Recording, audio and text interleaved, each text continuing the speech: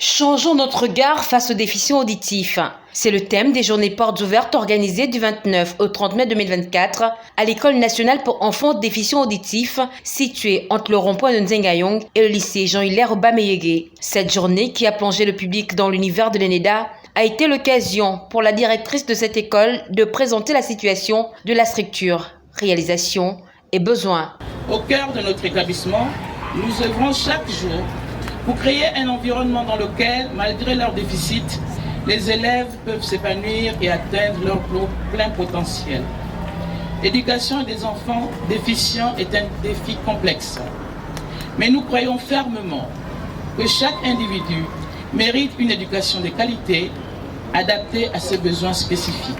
Nous ne pouvons ignorer certaines difficultés structurelles qui entravent le bon fonctionnement de notre établissement, parmi lesquelles nous citerons de manière non exhaustive l'insuffisance des ressources humaines qualifiées, le déficit en matériel adapté, le déficit en moyens roulants.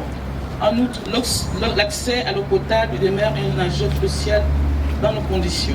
Le ministre des Affaires sociales a, au nom du gouvernement, promis ne ménager aucun effort pour continuer à accompagner cet établissement dans ses missions régaliennes. Le gouvernement de la République, conduit par le Premier ministre de la Transition, Raymond Ndoumsima, sous l'impulsion du président de la Transition, président de la République, chef de l'État, son Excellence le général de brigade Brice Clotaire Oligui Nguema, travaille inlassablement à l'aboutissement de l'inclusion sociale de toutes les couches sociales du pays, et particulièrement celle des enfants handicapés dans le domaine de l'éducation inclusive.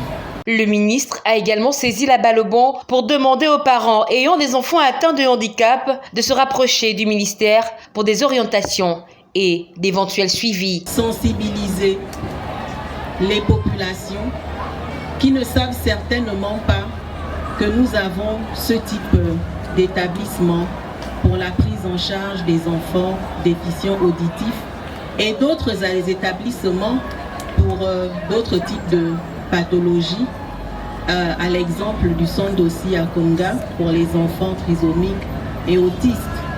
Nous voulons vraiment les sensibiliser à faire en sorte que s'ils ont des enfants handicapés dans les maisons, qu'ils se rapprochent des services du ministère des Affaires sociales et ils seront renseignés sur la prise en charge. Il est à noter que cette structure, qui date des années 1982, a été rénovée et améliorée avec le temps pour permettre aux apprenants d'avoir un cadre d'apprentissage répondant aux normes. Pour l'année scolaire 2023-2024, ils ont réalisé des résultats plus que satisfaisants. En témoigne le pourcentage au CEP qui est de 100%.